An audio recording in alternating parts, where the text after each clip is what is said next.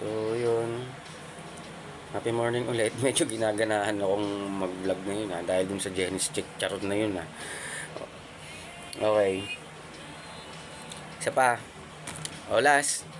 Mamaya na ulit yung iba. Kuya Mon. Hello po.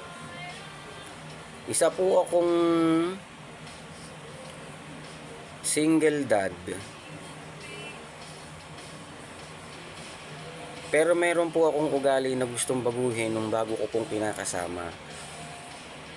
Dapat po bang sundin ko yung gusto niyang mangyari para sa akin o ano pong pwede niyong ibigay na payo sa akin? Okay. So, alam niyo na ako, hindi nagbabanggit ng pangalan. So, prepare naman tayo dyan sa ano na yan. Pero, on the spot ko na lang ha. So, nag-note na lang din ako. At,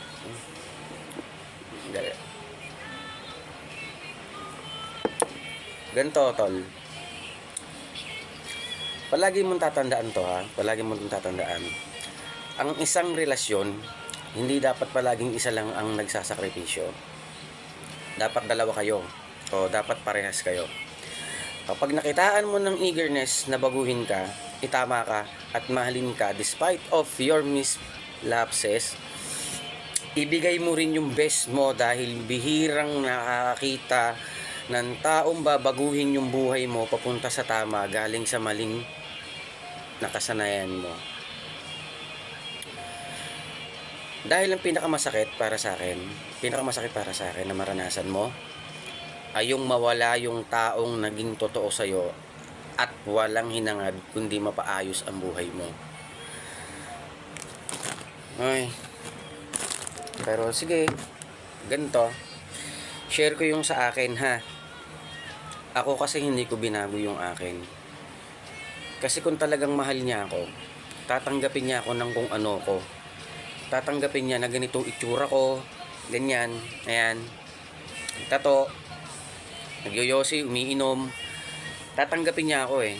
Kasi bakit? Pinapasok niya ako sa buhay niya nang ganun niya ako nakilala. Ngayon, hindi niya kailangan iino sa akin na sabihin na kailangan kong magbago. Hindi niya pwede dictate sa akin kasi yun eh. Sa akin lang to sa akin to, sa part ko to, sa paniniwala ko. Hindi niya kasi pwedeng i-declare sa akin na gawin ko yung ganito, gawin yung ganyan. Na ayoko ng ganito, ayoko ng ganyan. Ang diskarte ko kasi sa ganito, pag nasa loob ako ng isang relasyon at may ayaw sa akin yung babae, na ganun ginagawa ko, wag mo i-dictate sa akin. Hayaan mong magkusa ako na umayaw dun sa mga bagay na kinaayawan mo. At yun naman ay kusa akong gagawin. Kusa ako yung gagawin. Hindi ganun kadali iwanan yung mga bagay na nakasanayan mo para lang masunod yung gusto nung karelasyon mo. Ganun yung sa akin. So, yun yung parte ko lang ha. Pero yung sinabi ko sa iyo nung una, baybayin mo yung sinabi ko nung una, totoo yun, real talk yun, na pag may taong gustong magpabaguhin ka, tumuto ka na lang sa kanya kasi once in a blue moon lang talaga dumadating yung ganyang klaseng mga tao. Pero ako kasi ang pananaw ko, hintayin mo ako magbago. Huwag mong i-declare sa akin. So, yun yung side ko. Tara, apir tayo.